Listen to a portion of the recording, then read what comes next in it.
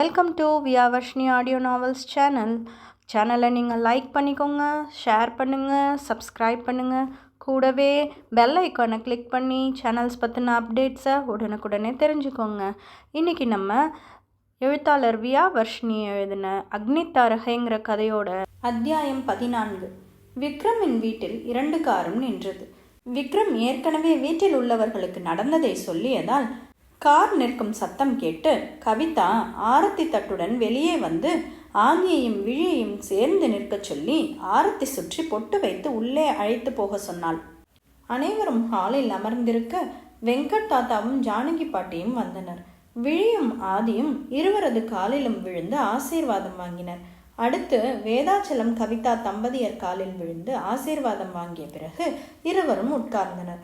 வேதாச்சலம், வீட்டில் சொல்லிட்டியா ஆதி என்று கேட்டார். இன்னும் சொல்லலை அங்கிள், நேரில் பார்க்க தான் போகிறோம் என்று சொல்லிட்டு ரெஜிஸ்டர் மேரேஜ் பண்ணதான் சொல்லலான்னு இருக்கோம் அங்கிள். சரிப்பா, விழிட்ட உங்கள் தாத்தா ஏதாவது தப்பாக பேசினார்னா நாங்கள் விழியை கூட்டிகிட்டு வந்து விடுறோம் என்று வேதாச்சலம் சொல்ல, நான் தாத்தாவை பேசாமல் பார்த்துக்கிறேன் அங்கிள் என்று சொன்னான். தாத்தா, அஹரன் டாக்டர் ப்ராக்டிஸ்லாம் எப்படி போகுது என்று கேட்க, நல்லா போகுது தாத்தா, வெண்பாவும் அங்கே தான் சேர்ந்துருக்காங்க தாத்தா என்று சொல்ல, அப்படியா, 2 பேரும் டாக்டருக்கு படிச்சுட்டு சேர்ந்து வேலை பார்க்காம லீவ் போட்டிருக்கீங்களா என்று பாட்டி கேட்டார். நாளையிலேருந்து டியூட்டியில் ஜாயின் பண்ணிடுவேன் பாட்டி, விழி வேறு வீட்டிற்கு போயிட்டா எனக்கு போர் அடிக்கும் என்று சொல்ல, அனைவரின் முகங்களும் விழியை பிரிய போவதில் சோகமாக இருந்தது. விழி, நீங்கள் எல்லாரும் இப்படி சோகமாக அனுப்பி வச்சா நான் திரும்ப வந்துடுவேன் என்று சொன்னாள். நான் வந்து கொஞ்ச நாள்லையே ரொம்ப வருஷம் பழகின மாதிரி என்னை பார்த்துக்கிட்டீங்க, அங்கே எனக்கு யாரையும் தெரியாது என்று கவிதாவின் தோளில் சாய்ந்து கொள்ள, கவிதா, பத்மா உன்னை நல்லா பார்த்துப்பாங்கடா என்று விழியை தேற்றினாள். அனைவரும் கொஞ்ச நேரம் பேசிவிட்டு விருந்து சாப்பிட்டனர். விக்ரம், ஆதி, நானும் உங்கள் கூட வரட்டுமா என்று கேட்டான். வேண்டாம் விக்ரம், நான் லவ் மேரேஜ் பண்ணி கூட்டிகிட்டு போகிற மாதிரியே இருக்கட்டும், நீயும் அஹரனும் கூட என் கூட வர வேணாம் என்று ஆதி சொன்னான். வேதாச்சலம், நாங்கள் 2 நாள் கழித்து பார்க்க வரட்டுமா ஆதி என்று கேட்க, இனி நீங்கள் எப்போ வேணும்னாலும் வீட்டுக்கு வரலாம் அங்கிள், நாங்கள் இப்போ கிளம்புறோம் என்று எழுந்து கொள்ள இருவரையும் காரில் ஏற்றி அனுப்பி வைத்தனர். வேதாச்சலம், அப்பா, உங்கள் ஃப்ரெண்டு தானே ஆதியோட தாத்தா, அவர் இந்த கல்யாணத்தை ஏற்றுக்குவாராப்பா என்று கேட்க, தாத்தா அவனோட சொந்த பொண்ணு கல்யாணத்தையே ஏற்றுக்கல, இப்போ இதை எப்படி ஏற்றுக்குவான்னு தெரியல. அகரா, நீ இப்போ கிளம்பி போனால் கரெக்டாக இருக்கும், அங்கே என்ன பேசுகிறாங்கன்னு எனக்கு லைவ் டெலிகாஸ்ட் பண்ணணும் என்று வெண்பா மிரட்ட, அகரன், உத்தரவு மேடம் என்று வெண்பாவிடம் தலைவணங்க அனைவரும் சிரித்து கொண்டே வழி அனுப்பினர். அகரன் ரொம்ப கலகலப்பான பையனாக இருக்கான் என்று தாத்தா சொல்ல வேதாச்சலம் ஆமோதிப்பாக தலையாட்டினார். ஆதி காரில் இருந்து இறங்கி மறுபக்கம் வந்து காரின் கதவை திறந்துவிட அலர்விழி இறங்கினாள். அலர்விழி தனது புகுந்த வீட்டில் தனது பொற்பாதங்களை பதித்து இறங்கி தயங்கியபடியே வீட்டை பார்க்க, விக்ரமின் பங்களாவை விட பிரம்மாண்டமாக வீற்றிருந்தது ஆதியின் பங்களா. ஆதி விழியிடம், உனக்கு நடக்க கஷ்டமாக இருந்தால் சொல்லு டார்லிங், நான் வேணும்னா தூக்கிக்கிறேன் என்று கைகளை விழியின் அருகே கொண்டு செல்ல, விழி வேகமாக நகர்ந்து வீட்டை நோக்கி நடக்க, ஆதி, விழி மெதுவா, நம்ம 2 பேரும் வீட்டை பொறுத்த வரைக்கும் லவ் மேரேஜ் பண்ணியிருக்கோம், நாம் சேர்ந்து போகலாம் என விழியின் வலது கையை தனது இடது கையோடு கோர்த்து கொண்டு வீட்டில் வலது காலை எடுத்து வைத்தனர். வீட்டில் பத்மாவதி தான் முதலில் பார்த்தது. ஆதி, யார் இந்த பொண்ணு என்று கேட்டுக்கொண்டே அருகில் வர, கழுத்தில் உள்ள புது மஞ்சள் கயிறு, குங்குமம் வைத்து பட்டுப்புடவையில் தேவதையாக மிளர்ந்தவளை ஒரு நிமிடம் ரசித்துவிட்டு ஆதியை முறைத்து கொண்டே, அத்தை, மாமா, இங்க வாங்க என்று அழைக்க சென்று விட்டார். ஆதி விழியின் கைப்பிடித்து சென்று சோஃபாவில் அமரச் சொல்லிவிட்டு அருகிலேயே அமர்ந்து விழியின் தோளில் கைகளை போட்டுக்கொள்ள தாத்தா பாட்டி இருவரும் வந்து அமர்ந்தனர். அவர்களை பார்த்ததும் விழி எழ பார்க்க, விழியை எழவிடாமல் தோளோடு சேர்த்து இருக்க விழி தலையை தழைத்து கொண்டாள். ஆதி தாத்தாவிடம், என்னோட மனைவி அலர்விழிய உங்களுக்கு அறிமுகப்படுத்தலான்னு அழைச்சேன் என்று சொல்ல, தாத்தா அப்போதுதான் அந்த பெண்ணை உற்று பார்த்தார். ஆதியிடம், இதை நான் உன்கிட்ட இருந்து கொஞ்சமும் எதிர்பார்க்கல, நான் அன்னைக்கே அனாதை பொண்ணு வேணான்னு சொல்லியும் கேட்காம கல்யாணம் செஞ்சுட்டு வந்திருக்கேன்னா என்னோட பேச்சுக்கு அவ்வளோதான் மதிப்பா என்று கோபமாக கேட்டார். ஆதி கோபத்தை அடக்கி கொண்டு, அவ அனாதையா இருக்கான்னா நான் இந்த உலகத்துல இல்லைன்னு தான் அர்த்தம் தாத்தா. ஆனா பாருங்க, என்னோட பொண்டாட்டிக்கு நான் இருக்கேன்.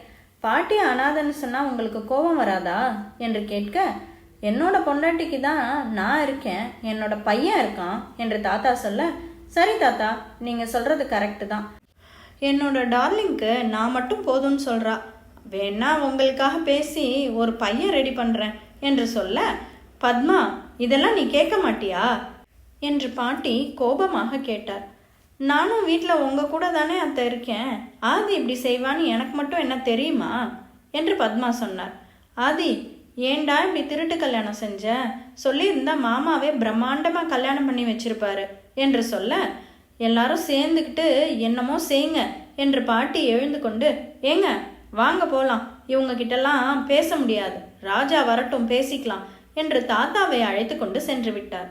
அலர்விழி கண்ணீர் மல்க தலை குனிந்தவாறு அமர்ந்திருந்தாள். ஆதி விழியை இரு கைகளால் தூக்கி கொள்ள திடீரென மிதப்பது போலிருக்க நிமிர்ந்து பார்த்தால் ஆதியின் முகம் வெகு அருகில் இருந்தது.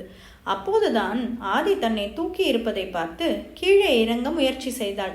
பத்மா, டே ஆதி, அந்த பொண்ணை இறக்கி விடுறா, நான் உன் மனைவி கிட்ட பேசணும் என்று சொன்னார். ஆதி கீழே இறக்கிவிட விழி ஆதியை முறைத்து விட்டு பத்மாவதியை பார்த்தாள். பத்மாவதி, ஆதி, இந்த பொண்ணை எங்கேயோ பார்த்த மாதிரி இருக்கு, அந்த போட்டோல கூட முகம் சரியா தெரியல என்று சொல்லிவிட்டு, இங்க வாமா, உன்கிட்ட ஒரு விஷயம் கேட்கணும். விழி பத்மாவதி அருகில் செல்ல பத்மா அவளை பக்கத்தில் அமர வைத்து கொண்டு, எனக்கு உன்னை ரொம்ப பிடிச்சிருக்கு, என்கிட்ட தயங்காம பேசலாம் என்று சொல்ல, சரி அத்தை என்றாள். இந்த பையனை உண்மையா பிடிச்சுதான் கல்யாணம் பண்ணியா என்று பத்மா கேட்க, ஆதி சோஃபாவில் கால் மேல் கால் போட்டு விழியை பார்த்து கொண்டே இருக்க, அவனை நான் பார்த்துக்கிறேன், நீ சொல்லு, நீ சென்னைக்கு வந்து 5 நாள் தான் ஆகுது, எப்படி லவ் மேரேஜ் பண்ணீங்க? ஆதி உன்னை கம்பல் பண்ணியிருந்தா சொல்லுமா. அப்படிலாம் இல்லத்த என்று சொன்னாள். அம்மா, அதான் உங்க கேள்விக்கு பதில் சொல்லிட்டால, விழி வா என்று அவளது கையை பிடித்து இழுத்து கொண்டு சென்றான். பத்மா, இவன் ஏதோ மறைக்கிறான், கண்டுபிடிக்கணும் என்று தனக்குள் நினைத்து கொண்டார். அவனது அறைக்கு வந்ததும் தான் கையை விட்டான். நான் எதுவும் சொல்ல மாட்டேன் ஆதி, அத்தை கூட பேசிட்டு இருக்கும் போதே ஏன் இழுத்துட்டு வர என்று கேட்க, இன்னும் கொஞ்ச நேரம் இருந்திருந்தா எல்லாத்தையும் சொல்லியிருப்ப என்று ஆதி சொன்னான். அத்தை கரெக்டாக கண்டுபிடிச்சு கேட்குறாங்க, இனிமேல இப்படி பண்ணீங்கன்னா என்னை மிரட்டி கல்யாணம் பண்ணதா சொல்லிடுவேன் என்று விழி சொன்னாள். எப்படியும் நம்ம பேசிக்கிட்ட மாதிரி 1 வருஷம் வரைக்கும் தான் இங்கே இருப்பேன், அது வரைக்கும் அத்தை கூட நல்லா டைம் பாஸ் ஆகும். நான் சோஃபாவில் படுத்துக்கிறேன் என பில்லோவை எடுக்க, ஆதி உன் இஷ்டம் என்று சொல்லி தோலை குலுக்கிவிட்டு மெத்தையில் படுத்து விட்டான். விழிக்கு புது இடத்தின் பிரம்மாண்டம் பார்த்து தூக்கம் வர மறுத்தது. அவனுடைய அறையை கூட இவ்வளவு பெரிதாக கட்டி வைத்திருக்கிறான், ஏதோ பெரிய டெக்கரேஷன் ஹாலில் படுக்கிற மாதிரி இருக்கு, இந்த லட்சணத்தில் ஆர்கிடெக்ட் வேற என ஆதியை மனதில் திட்டிக்கொண்டே சிறிது நேரத்தில் உறங்கிவிட்டாள். அவள் உறங்கிய பிறகு எழுந்து வந்து ஒரு போர்வையை போர்த்து விட்டு தூங்கச் சென்றான் ஆதி. விழி எப்போதும் போல் காலையில் 5:30 மணிக்கு எழுந்து பார்க்க ஆதி பெட்டில் இல்லாததை பார்த்து, இவ்வளோ சீக்கிரமா எங்க போனா என்று நினைத்து கொண்டே குளித்துவிட்டு ட்ராலியில் உள்ள புது சேலையை உடுத்தி முடியை உலர்த்தி கொண்டே பால்கனி பக்கம் போக அதன் அழகில் மெய்மறந்து நின்றாள். ஒரு பக்கம் முழுவதும் கொடி வகை பூக்களால் ஊஞ்சல் அருகில் வைக்கப்பட்டு மலர் செடிகள் தொட்டியில் ஆங்காங்கே தொங்கிக் கொண்டிருந்தது. மற்ற பக்கம் 2 பேர் அமரும்படி சோஃபா, டீப்பாய் இருந்தது. இன்றைய காலை பொழுது ரம்யமாக அமைந்ததை எண்ணிக்கொண்டே பால்கனியில் நின்று கீழே பார்த்தாள். அத்தியாயம் 15. விழி பால்கனியில் நின்று பார்க்க ஆதி ஜாகிங் செய்து கொண்டிருந்தான். விழி தோட்டத்தை வேடிக்கை பார்த்து கொண்டிருக்க ஆதி மேலே பார்க்க விழி நிற்பதை பார்த்ததும் கீழே வர சொல்லி சைகையில் சொன்னான்.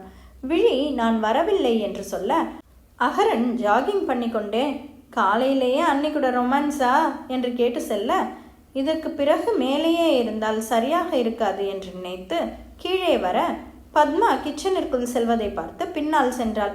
அமுதவல்லி பாட்டி விழியை பார்த்து எங்க போற என்று கேட்க, விழி முகம் சுருங்க நின்று கொண்டிருக்க பத்மா வந்து, என்னம்மா இங்கே நின்றுட்டு இருக்க, கிச்சன்ல வேலை இருக்குன்னு வர சொன்னல்ல, வா என்று சொல்ல விழி பின்னால் சென்று விட்டாள்.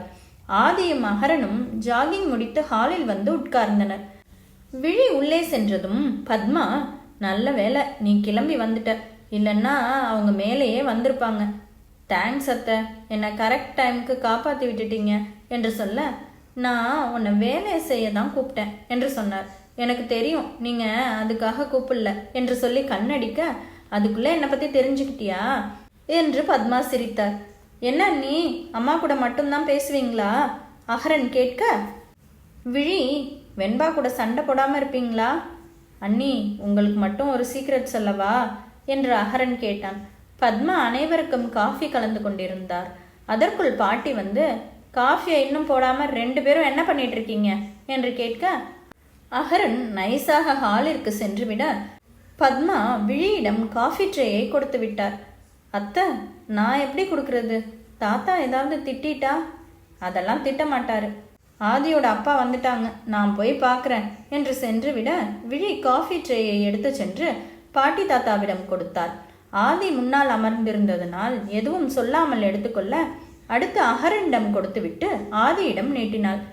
எனக்கு மேலே கொண்டு வா டார்லிங் என்று விழியின் கன்னத்தை தட்டிவிட்டு செல்ல விழி மனதிற்குள் திட்டிக்கொண்டே மாடி ஏறினாள்.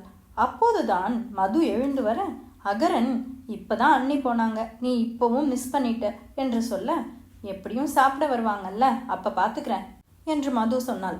தாத்தா இருவரையும் பார்த்து, அந்த அநாத பொண்ணெல்லாம் என் பேத்திக்கு அண்ணியாக முடியாது என்று இருவருக்கும் சொன்னார்.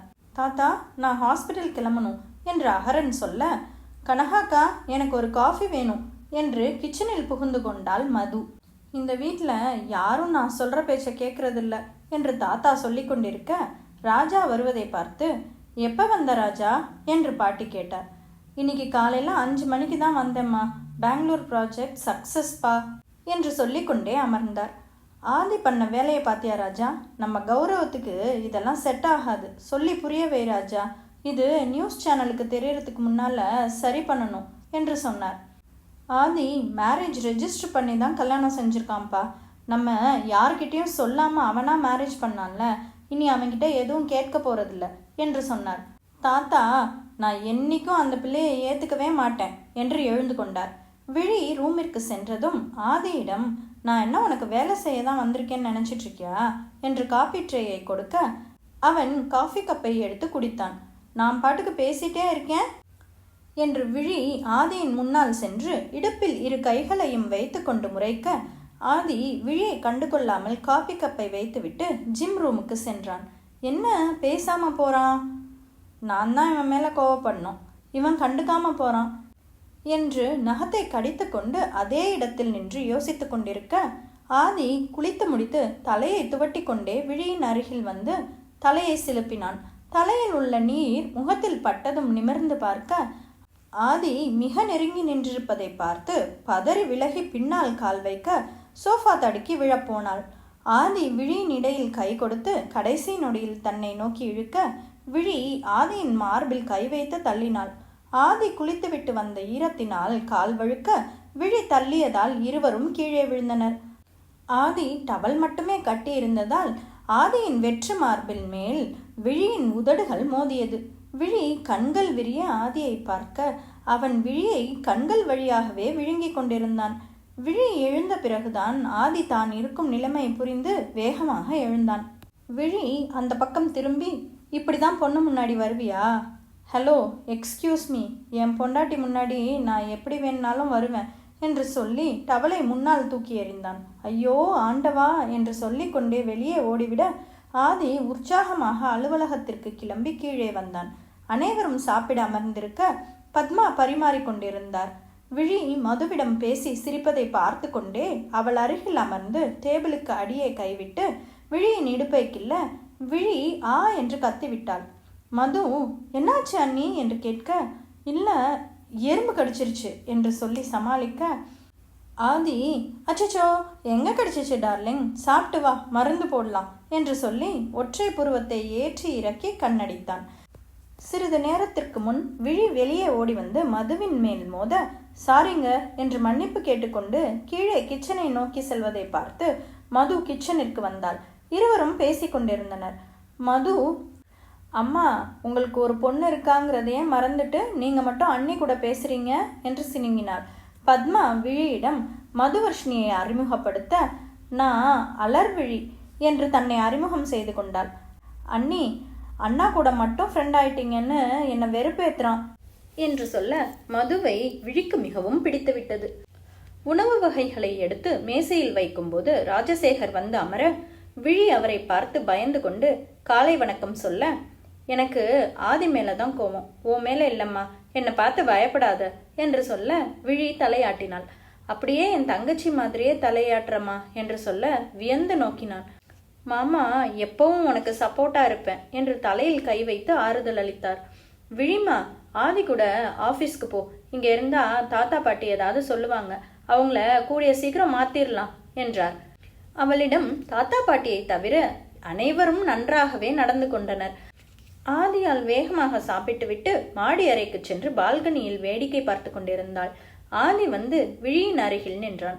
விழி, ஆஃபீஸ் கிளம்பு, ஒரு முக்கியமான மீட்டிங் இருக்கு என்று சொல்ல, விழி, ஏன் என்ன டீஸ் பண்ணிட்டே இருக்க, நம்ம கல்யாணமே உண்மை இல்லைன்னு நான் சொன்னேன்ல, நம்ம லவ் பண்ணி கல்யாணம் செஞ்ச மாதிரி நீ நடந்துக்கிறது எனக்கு சுத்தமாக பிடிக்கல என்று சொன்னாள். ஆதி அவளை பார்த்து கொண்டே, நான் தொட்டா உனக்கு பிடிக்கலையா?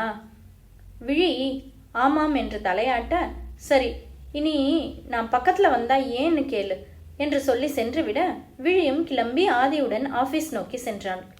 காரில் இருவரும் பேசிக்கொள்ளவில்லை. விழி ஆதியை பார்த்துவிட்டு, நான் என்னோட ஸ்கூட்டியை அண்ணா கிட்ட எடுத்துட்டு வர சொல்லியிருக்கேன், ஈவினிங் அதிலேயே போய்க்கிறேன்னு சொல்ல, உனக்கு ரூட் தெரியாது, இன்னும் கொஞ்ச நாள் போகட்டும் என்று ஆதி சொன்னான். விழி சரி என்றாள். அதன் பிறகு இருவரும் பேசிக்கொள்ளவில்லை. ஆபீஸில் காரை நிறுத்த விழி இறங்கி கொண்டாள். காரை பார்க் செய்துவிட்டு கேபினை நோக்கி சென்றான். விழி அவனது கேபினில் கோப்புகளை ஒழுங்குபடுத்திவிட்டு அவளது இருக்கையில் அமர்ந்து வேலை பார்த்து கொண்டிருந்தாள்.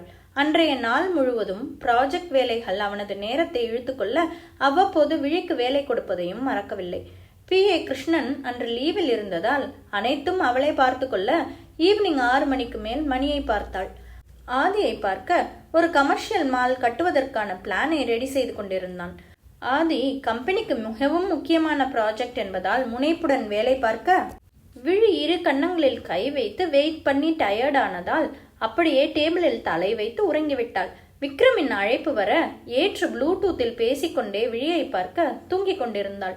விக்ரம் விழியை பற்றி விசாரிக்க, அவளுக்கு என்ன, நல்லா தூங்குறா என மனதில் நினைத்து கொண்டு சிறிது நேரம் பேசிவிட்டு வைத்தான். வெல்கம் டு வியாவர்ஷினி ஆடியோ நாவல்ஸ் சேனலை நீங்கள் லைக் பண்ணிக்கோங்க, ஷேர் பண்ணுங்கள், சப்ஸ்கிரைப் பண்ணுங்கள். கூடவே பெல் ஐக்கானை கிளிக் பண்ணி சேனல்ஸ் பற்றின அப்டேட்ஸை உடனுக்குடனே தெரிஞ்சுக்கோங்க.